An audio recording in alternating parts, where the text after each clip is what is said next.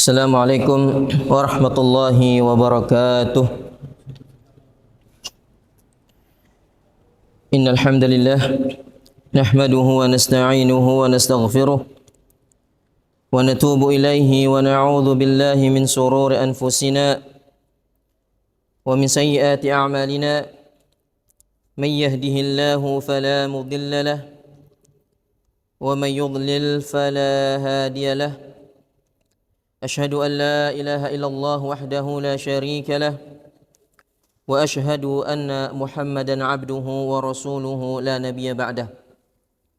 أما بعد، اللهم لا سهل إلا ما جعلته سهلا وأنت تجعل الحزن إذا شئت سهلا. اللهم إنا نعوذ بك من علم لا ينفع ومن قلب لا يخشع ومن نفس لا تشبع wa min da'watin la yustajabu laha. Allahumma amin. Ikhwani fid din rahimani wa rahimakumullah. Segala puji bagi Allah Subhanahu wa taala atas limpahan nikmat dan karunia yang Allah berikan kepada kita sehingga kita dapat dipertemukan kembali oleh Allah Azza wa Jalla dalam rangka untuk memperdalam agamanya. Maka mudah-mudahan kita termasuk orang-orang yang mendapatkan karunia berupa rahmat dari Allah Azza wa Jal, sebagaimana yang dijelaskan oleh Nabi sallallahu alaihi wasallam dalam hadis yang diriwayatkan oleh Imam Muslim. Beliau bersabda, "Majtama'a qaumun fi baitin min buyutillah yatluna kitaballah wa yatadarasuna fima bainahum illa nazalat alaihimus sakinah wa ghashiyatuhumur rahmah wa haffathumul malaikah wa dzakarahumullahu fi man indah." Kata Nabi sallallahu alaihi wasallam, tidaklah sekelompok orang itu berkumpul di salah satu rumah Allah Azza wa Jalla.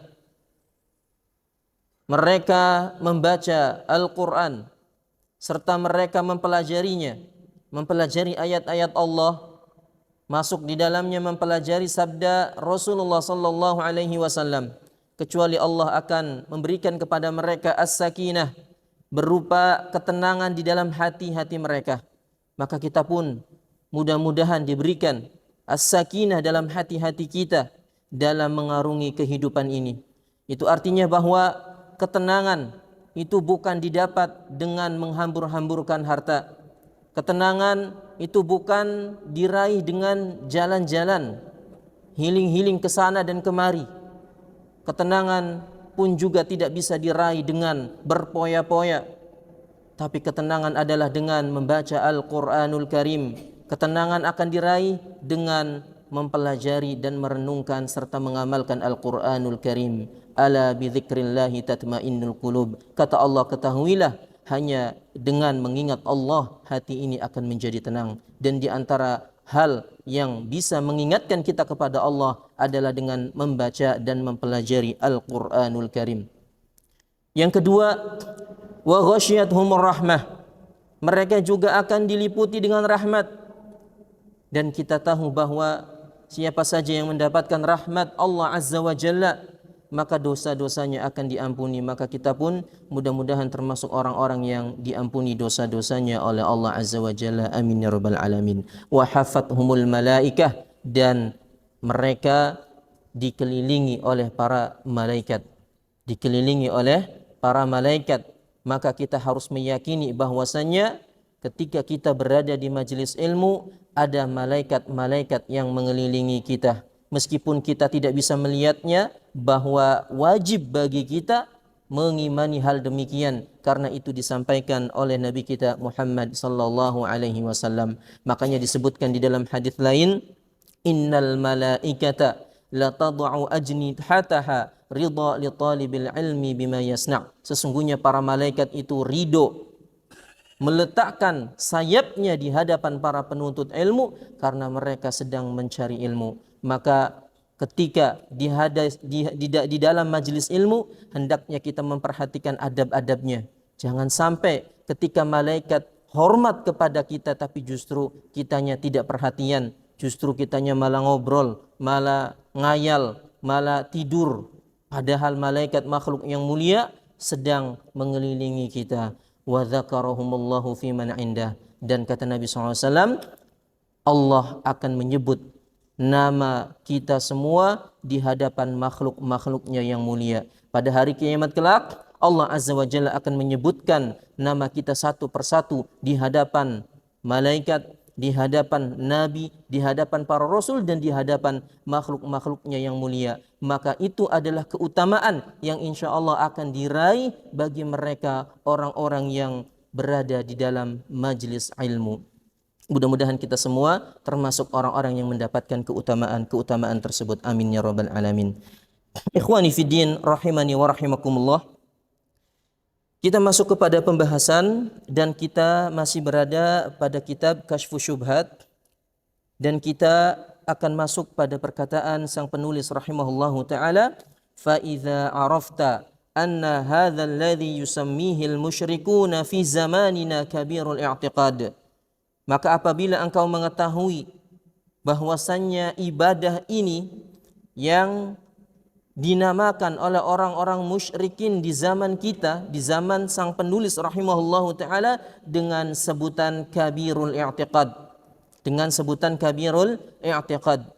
Artinya Syekh rahimahullahu taala ingin mengabarkan kepada kita dan menjelaskan kepada kita bahwa perbuatan yang dianggap oleh orang-orang musyrikin di zaman Nabi sallallahu alaihi wasallam itu juga masih diadopsi di zamannya penulis, namun dengan istilah yang berbeda. Disebut di sini, kata beliau, kabirul i'tiqad. Jadi orang-orang yang datang kepada kuburan, orang-orang yang datang kepada batu, kayu, dan mereka meminta kepada selain Allah, itu disebut dengan i'tiqad. Itu di zaman penulis rahimahullahu taala, yang sejatinya itu adalah perbuatan yang pernah dilakukan oleh orang-orang musyrikin di zaman Nabi sallallahu alaihi wasallam. Dan kalau kita cermati, praktek ini terjadi juga hingga saat ini. Hanya saja istilahnya juga mulai berubah. Banyak orang-orang yang datang ke kuburan, ya, meminta kepada kuburan langsung, bukan kepada Allah tapi kepada kuburan langsung, kepada orang yang meninggal, kepada kayu, kepada sapi bahkan. Wal'iyadzubillah. Tapi dengan istilah apa? Tawasul.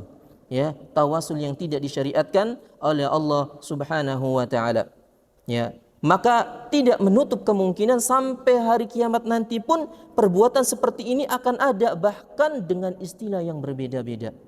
Ya, dengan istilah yang berbeda-beda. Mereka ingin menyamarkan perbuatan yang pernah dilakukan oleh orang-orang musyrikin di zaman Nabi dengan istilah-istilah yang syar'i menurut pandangan manusia.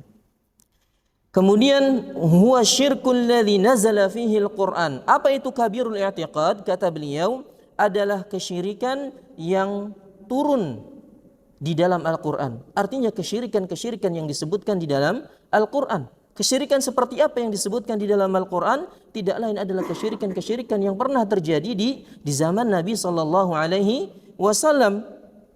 Wa qatala Rasulullah sallallahu alaihi wasallam an-nas alaihi. Dan manusia yang diperangi oleh Rasulullah sallallahu alaihi wasallam, mereka adalah manusia yang diperangi oleh Rasulullah sallallahu alaihi wasallam. Fa'lam anna syirkal awwalina akhafu min syirki ahli zamanina bi amrain. Kemudian kata beliau, maka ketahuilah bahwa kesyirikan yang dilakukan oleh orang-orang terdahulu yaitu lebih ringan daripada kesyirikan yang dilakukan oleh orang-orang di zaman kita. Zaman kita di sini maksudnya adalah zamannya sang penulis rahimahullahu taala, dengan dua sisi. Ya, artinya beliau setelah menyebutkan istilah tadi, beliau juga ingin menyebutkan perbedaan kesyirikan yang dilakukan oleh orang-orang terdahulu dengan orang-orang yang ada di zaman beliau. Beliau akan menyebutkan dua sisi, ya, persamaan kesyirikan yang dilakukan oleh orang-orang sekarang dengan orang-orang terdahulu. Dan kalau nggak salah ini pernah kita pelajari, ya, di risalah Qawaidul Arba'. Di risalah Qawaidul Arba' sudah pernah kita pelajari, di mana Syekh rahimahullahu taala menyebutkan bahwasanya kesyirikan ya orang-orang terdahulu itu lebih ringan daripada kesyirikan di zaman sekarang. Kenapa? Karena orang-orang musyrikin terdahulu mereka hanya melakukan kesyirikan tatkala lapang saja, tatkala di waktu santai. Tapi ketika di waktu sempit, di waktu genting, mereka justru mengikhlaskan doa dan amalan mereka kepada Allah Azza wa Jalla. Tapi orang-orang musyrikin di zaman sekarang justru di waktu lapang dan waktu sempit mereka semuanya berdoa kepada selain Allah Subhanahu wa taala, sehingga orang-orang musyrikin di zaman sekarang pun lebih parah daripada orang musyrikin di zaman dahulu. Beliau menjelaskan ahaduhuma, salah satunya, annal awwalina la yushrikuna wa la yad'una al-malaikata wal awliya'a wal awthana ma'allahi illa firraha.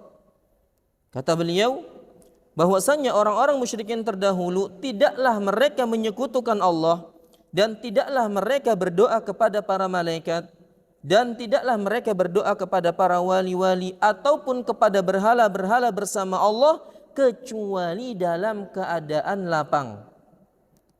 Wa amma syiddatu fayukhlisuna lillahi dina. Adapun dalam keadaan syiddah, dalam keadaan genting, dalam keadaan kepepet, justru mereka mengikhlaskan doa mereka untuk Allah Subhanahu wa taala. Kama qala ta'ala, wa idza massakumud durru fil bahri dhalla man tad'una illa iyyah falamma najjakum ilal barri a'radtum wa kanal insanu kafura.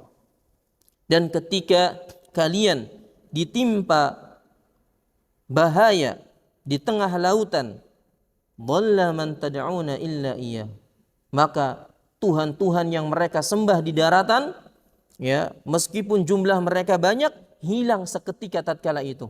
Mereka tidak terlintas sedikit pun untuk berdoa kepada mereka selain Allah Azza wa Jalla. Ya, tapi justru mereka beribadah dan mereka berdoa hanya kepada siapa? Kepada Allah Azza wa Jalla. Karena mereka hakikatnya mengetahui bahwasanya tidak ada yang bisa menolong mereka tatkala itu kecuali Allah Subhanahu wa taala. Sehingga mereka pun mengarahkan doa-doa mereka hanya untuk Allah Subhanahu wa taala. Dan tatkala mereka diselamatkan oleh Allah Subhanahu wa taala ke daratan, a'radtum, kalian pun justru berpaling kufur kembali kepada Allah, wa kanal insanu kafura, dan demikianlah manusia itu selalu berbuat kufur. Maksudnya adalah kufur nikmat, mereka melupakan kebaikan-kebaikan yang Allah berikan kepada mereka.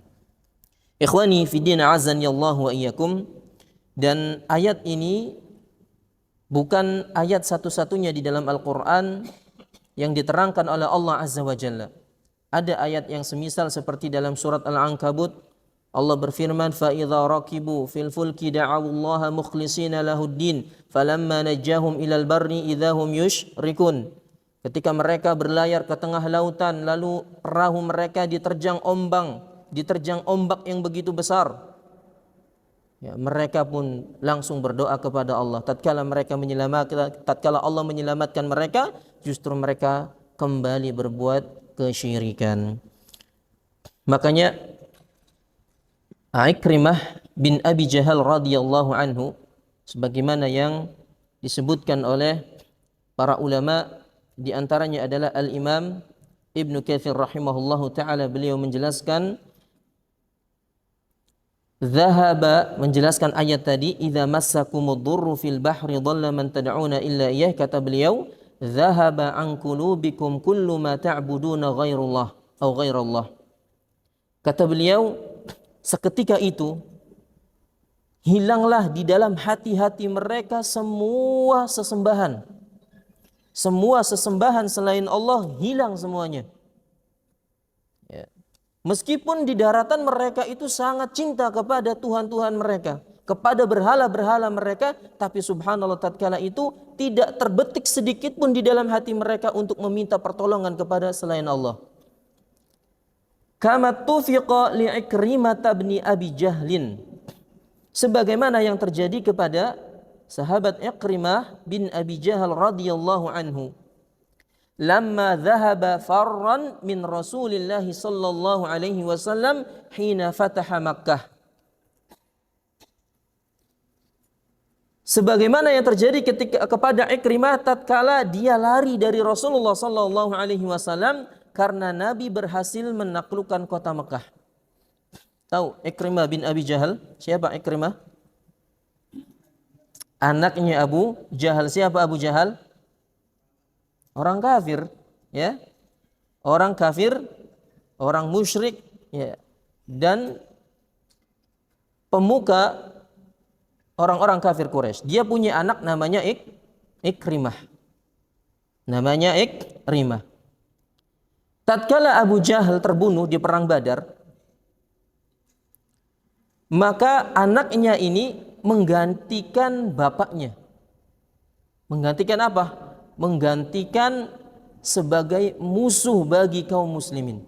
Makanya di antara orang yang paling benci kepada Nabi SAW, yang paling benci kepada kaum muslimin itu adalah Ikrimah bin Abi Jahal. Kenapa? Karena dia memiliki dendam yang begitu besar karena bapaknya tewas di perang Badar. Makanya tatkala terjadi pertempuran-pertempuran di perang Uhud dan yang lainnya, bendera itu, bendera orang-orang kafir selalu di bawah siapa? Ikrimah. Ya, karena saking bencinya terhadap Nabi sallallahu alaihi wasallam. Bahkan disebutkan oleh sebagian ulama, Ikrimah tatkala itu seperti Firaun di zaman itu. Kenapa? Saking sengitnya, saking dendamnya kepada Rasul dan kaum muslimin. Tapi subhanallah tatkala terjadi penaklukan kota Mekah di tahun yang ke-8 Hijriah, Nabi sallallahu alaihi wasallam menawan pemuka-pemuka orang-orang kafir Quraisy, kemudian dikumpulkan dan ditanya pengen apa. Tapi subhanallah Nabi sallallahu alaihi wasallam memilih untuk membebaskan mereka. Ya, idhabu fa antum tulaqa. Pergilah kalian bebas tanpa ada syarat, tanpa ada jaminan, udah bebas, dibebaskan begitu saja. Nah, di antaranya itu adalah Ikrimah bin Abi Jahal. Makanya melihat kebaikan dan indahnya akhlak Rasulullah SAW, banyak di antara orang-orang musyrikin tatkala itu memeluk agama Islam, berbondong-bondong masuk ke dalam Islam, ya. Tapi tidak dengan Ikrimah, ya. Dikisahkan di sini, fadhahaba haraban, fadhahaba hariban. Maka Ikrimah justru memilih pergi, ya, kabur. Faraqiba fil bahri liyadkhulal habasyah. Justru dia pergi naik perahu, ya, berlayar untuk menuju negeri Habasyah. Ya, negeri Habasyah. Faja'atuhum rihun 'asifun. Maka ketika dia berlayar bersama teman-temannya, datang angin yang besar, badai topan, menggoncang perahu mereka, mengombang-ambingkan perahu mereka. Faqala al-qaumu ba'duhum li ba'din. Ketika perahu mereka diterjang ombak yang begitu besar, mereka berkata kepada yang lainnya, innahu la yughni ankum illa an tad'u wallahu wahdah. Sebagian mereka nyeletuk, sesungguhnya sesembahan-sesembahan kalian yang banyak itu, yang ada di daratan ketika kalian menyembah mereka di daratan, itu enggak bisa memberikan manfaat untuk kalian sama sekali, illa anta du'allahu wahdah, kecuali engkau berdoa kepada Allah saja. Jadi kalau kita cermati, di antara kebiasaan orang-orang musyrikin, mereka dalam keadaan genting itu justru ingatnya kepada Allah, bukan ingatnya kepada selain Allah. Ya. Sampai di sini kata Ikrimah, ya, ketika mendengar ucapan mereka, maka Ikrimah pun berkata, wallahi. Padahal Ikrimah orang musyrik apa bukan dulunya? Orang musyrik, sumpahnya pakai nama siapa? Ya Lata atau demi Lata, enggak. Demi Hubal, demi apa lagi? demi berhala selain Allah, enggak, tapi justru wallahi, demi Allah. Ya, menunjukkan orang musyrikin dulu juga mengenal Allah. Ya, beriman kepada Allah, tapi sayang mereka beriman juga kepada selain Allah. Makanya mereka, ya, Ikrimah bersumpah, wallahi la in kana la yanfa'u fil bahri ghairuhu fa innahu la yanfa'u fil barri ghairuhu. Demi Allah, ya, kalau seandainya Tuhan-Tuhan selain Allah itu nggak bisa memberikan manfaat, ya, ketika di lautan, maka sesembahan selain Allah juga nggak bisa memberikan manfaat di daratan. Di daratan, dan ini juga salah satu sebab kenapa Ikrimah radhiyallahu anhu ini nanti mendapat hidayah. Gara-gara ucapannya siapa? Orang-orang kafir yang nyeletuk, ya, berhala-berhala kalian, Tuhan-Tuhan kalian selain Allah itu nggak bisa memberikan manfaat tatkala ini. Mintalah langsung kepada Allah. Ya, maka Ikrimah pun berpikir, kalau di lautan nggak bisa memberikan manfaat, maka di daratan pun juga pasti nggak bisa memberikan manfaat. Maka dia pun bersumpah, Allahumma laka alayya ahdun.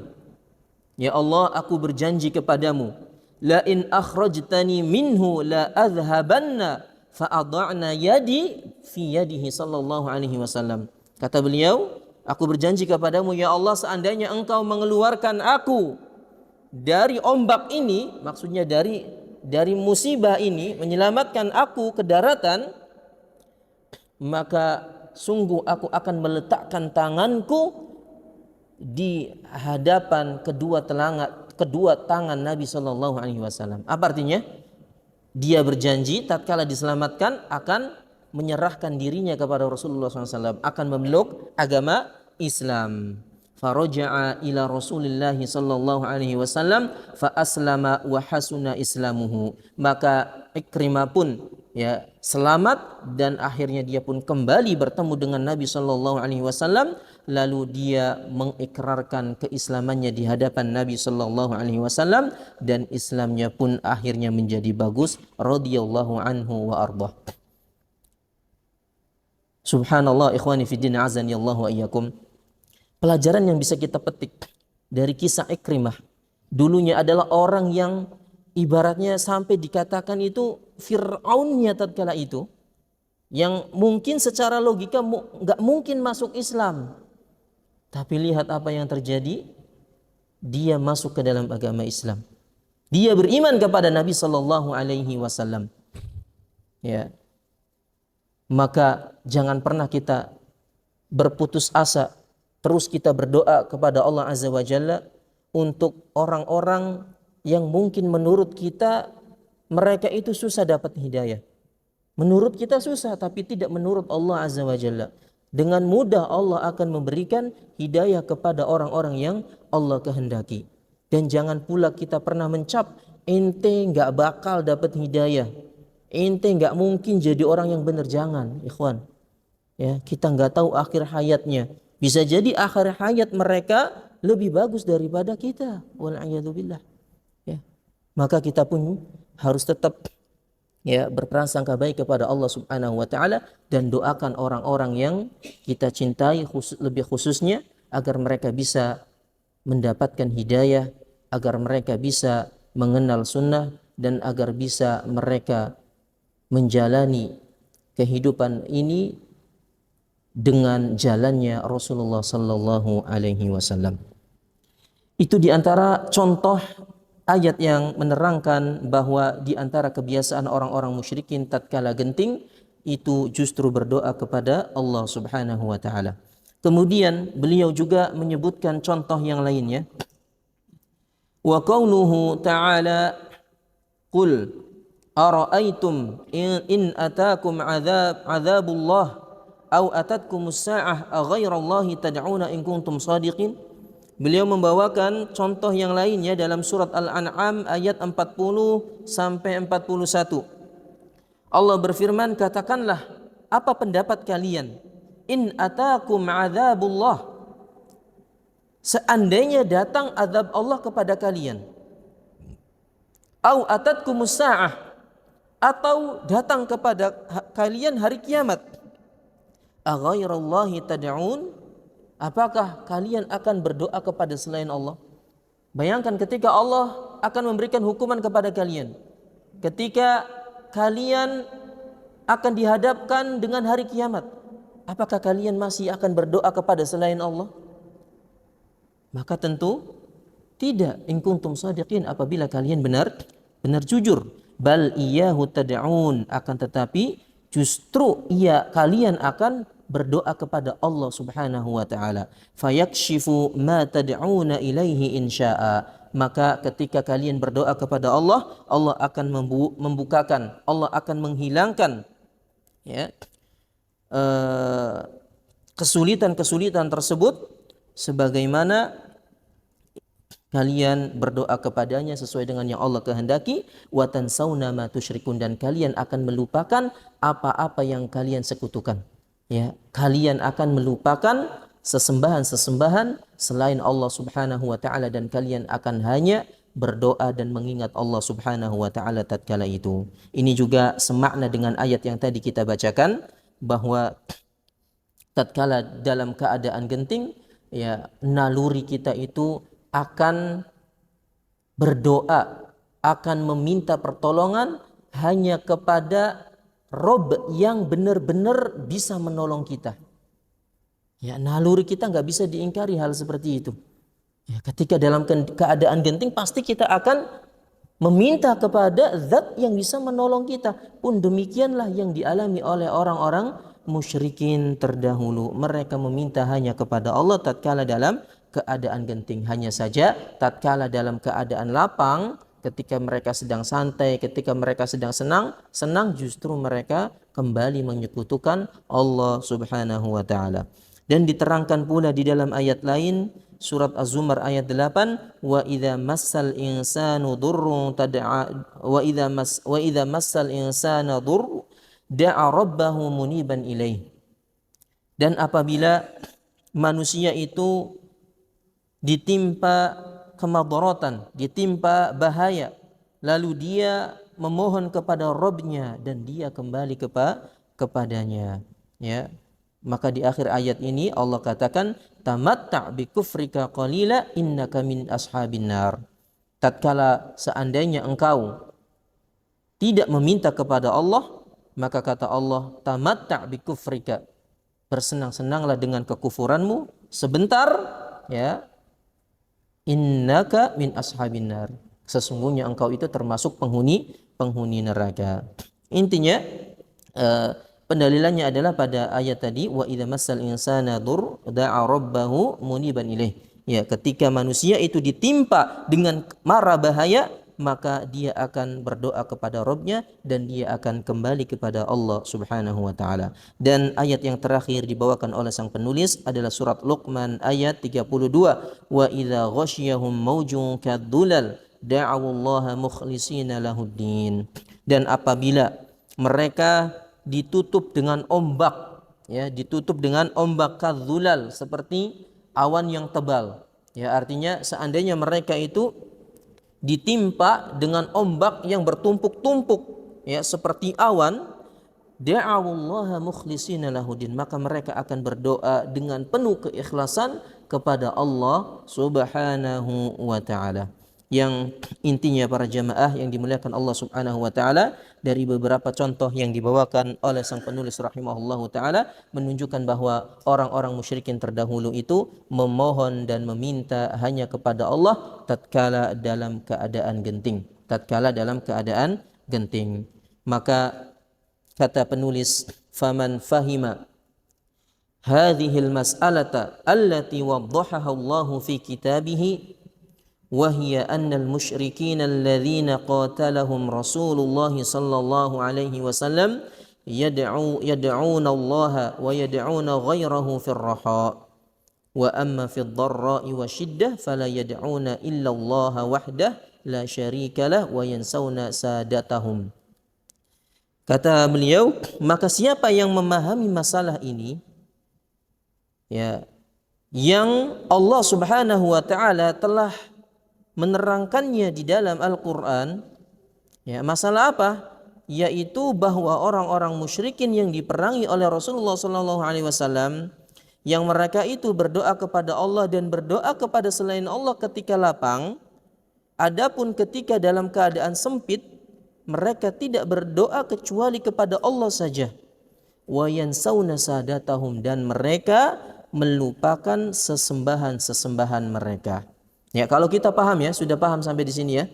Ya, bahwasanya orang-orang musyrikin yang disebutkan di dalam Al-Qur'an itu mereka berdoa kepada Allah dan kepada yang lainnya ketika lapang, tapi justru ketika dalam keadaan sempit justru kepada Allah saja, dan mereka melupakan sesembahan-sesembahan yang lainnya. Maka kata sang penulis, tabayyana lahul farqu baina syirki ahli zamanina wa syirkil awwalin.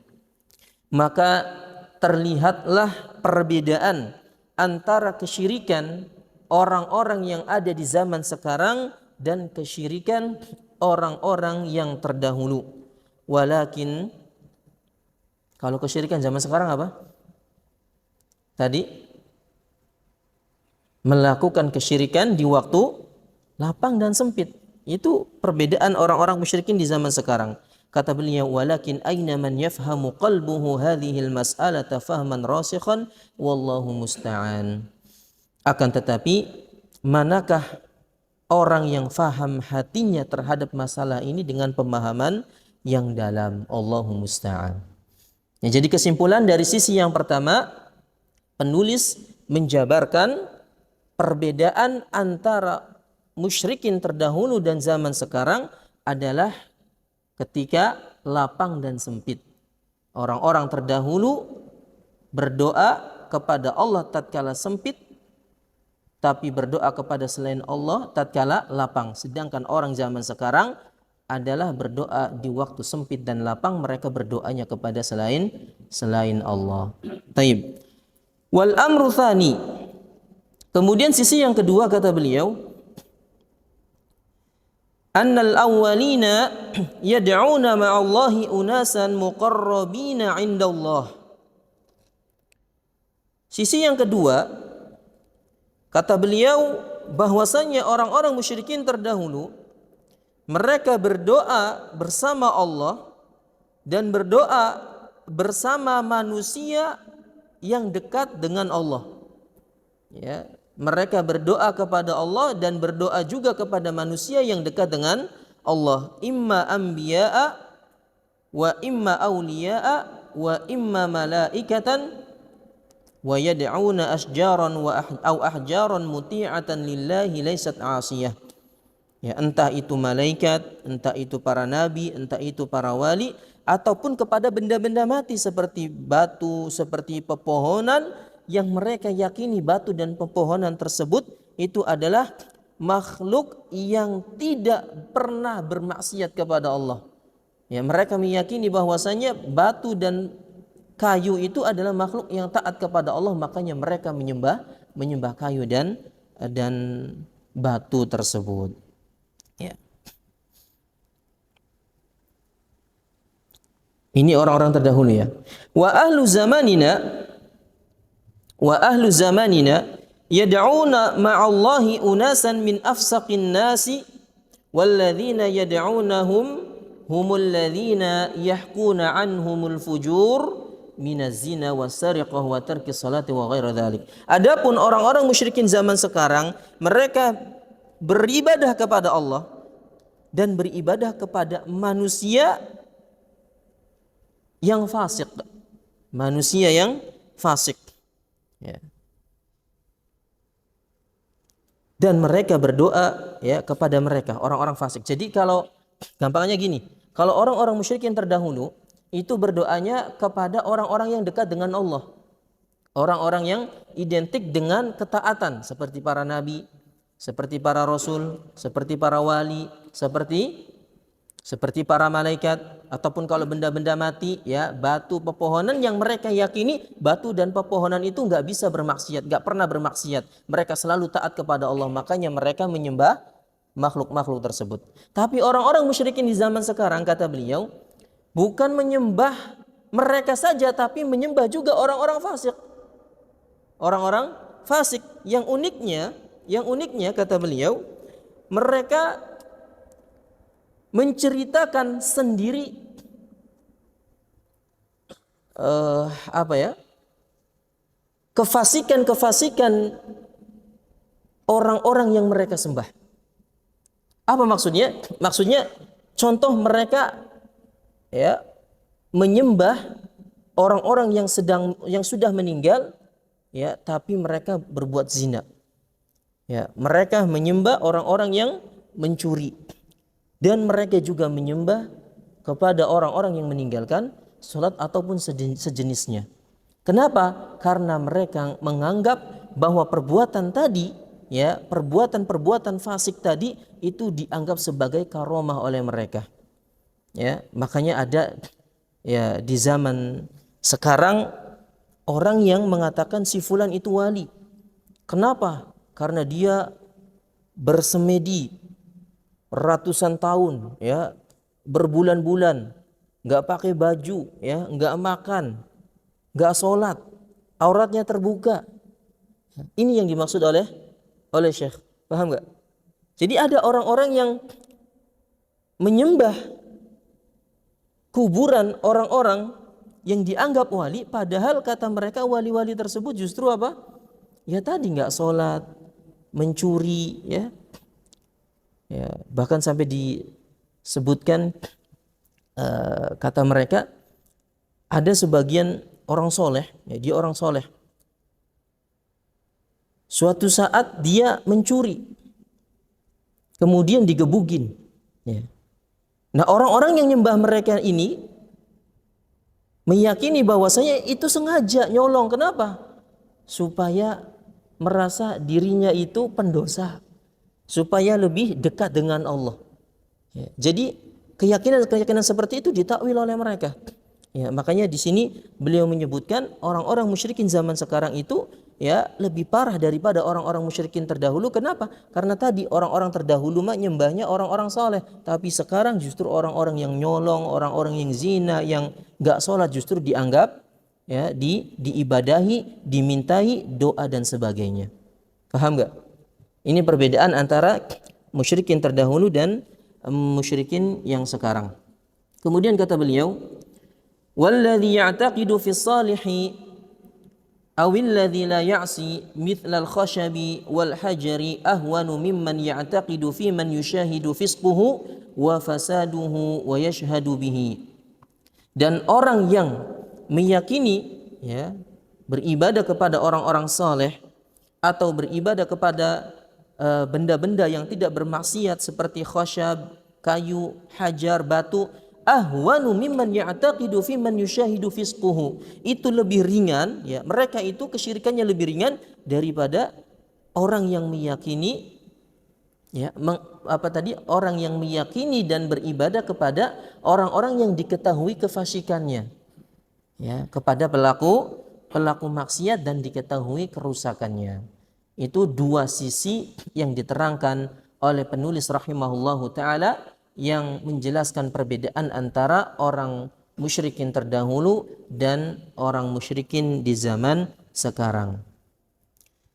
Ada lagi nggak selain dua tadi? Perbedaan antara musyrikin dahulu dan musyrikin zaman sekarang? Apa? Ada, ya, ditambahin. Kalau orang-orang musyrikin terdahulu, mereka tidak ada yang menyekutukan dalam rububiyah Allah. Dalam rububiyah Allah, dalam perbuatan Allah. Kenapa? Karena mereka mengimani rububiyah Allah. Tapi orang-orang musyrikin di zaman sekarang ada apa enggak? Ada. Ya. Seperti sebagian orang yang meyakini bahwa Syekh Abdul Qadir Jailani rahimahullah itu memiliki kalimat kun. Memiliki kalimat kun seperti yang dimiliki oleh Allah. Kalau seandainya Syekh Abdul Qadir Jailani memiliki kalimat kun, maka apa bedanya dengan Allah Subhanahu wa taala? Ya apa tidak? Tinggal bilang kun jadi maka jadi. Ya.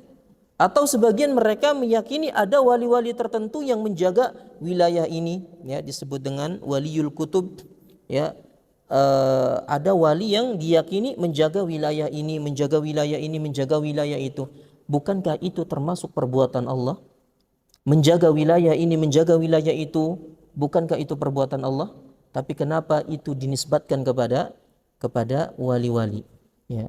Maka orang-orang musyrikin lebih parah daripada zaman dahulu, karena mereka meyakini atau melakukan kesyirikan terhadap rububiyah Allah, sedangkan orang-orang musyrikin terdahulu tidak mensyirikan terhadap rububiyah Allah. Kemudian apalagi perbedaannya? Yang keempat, kalau orang-orang musyrikin terdahulu mereka beranggapan bahwa ketika datang ke kuburan itu sebagai wasilah, meskipun tetap dianggap syirik oleh Allah Subhanahu wa taala. Tapi orang-orang zaman sekarang datang sebagai wasilah apa tidak? Ya, sebagian mereka justru menganggap itulah yang bisa memberikan rezeki. Mereka lah yang bisa mengabulkan doa-doa mereka.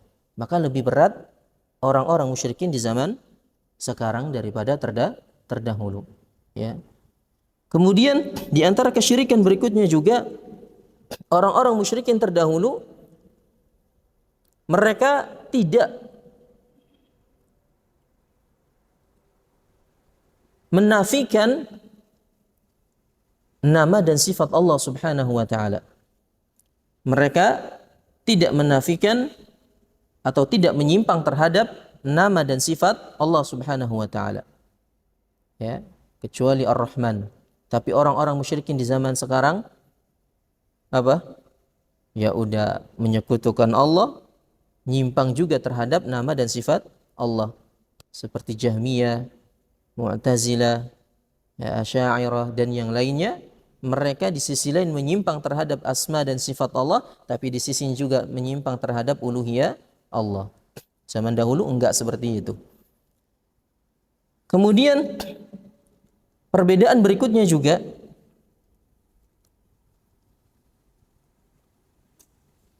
orang-orang musyrikin terdahulu paham akan konsekuensi dari kalimat la ilaha illallah.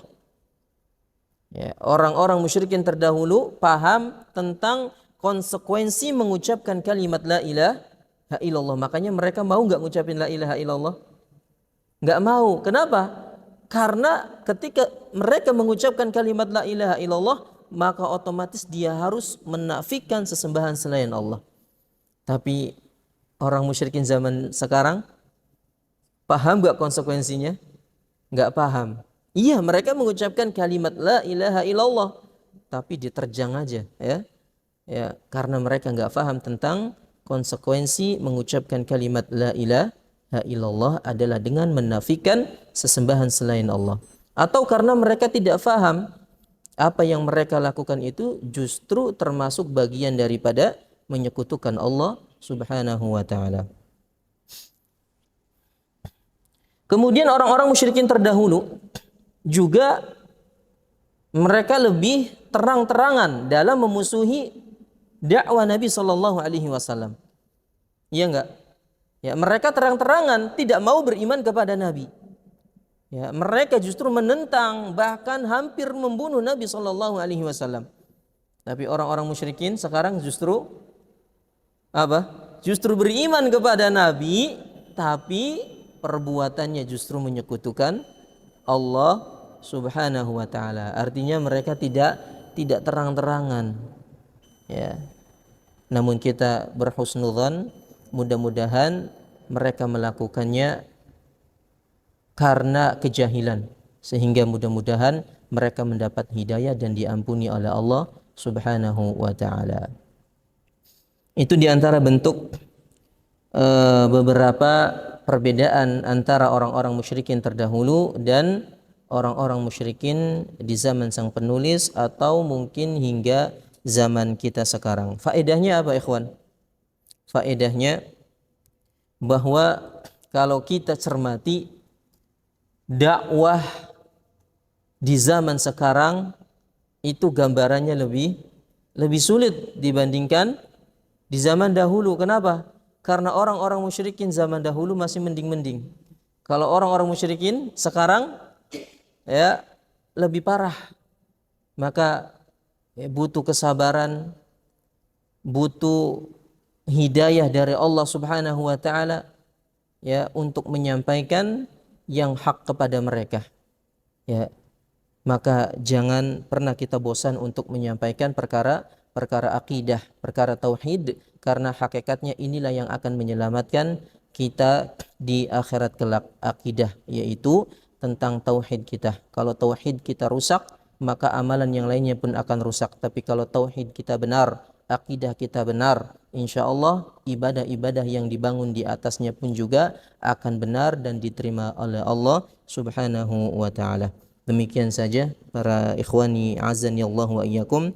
Insyaallah kita lanjutkan pada kesempatan yang akan datang biidznillah taala tentang subhat yang ke-10. Dan subhat yang ke-10 ini subhat yang besar. Kenapa dikatakan oleh beliau subhat yang besar? Karena subhat ini ternyata dibawakan juga oleh sebagian ulama. Ya, ulama-ulama yang baperan. Ya, masa sih mereka seperti itu tapi dikafirkan. Mereka tidak tidak berhujjah dengan dalil tapi dengan perasaan. Ya, makanya dikatakan nanti syubhat berikutnya itu adalah syubhat yang besar. Dan insya Allah akan kita bahas pada pertemuan yang akan datang biidnillahi ta'ala. Wallahu a'lamu bishawab. Ada pertanyaan?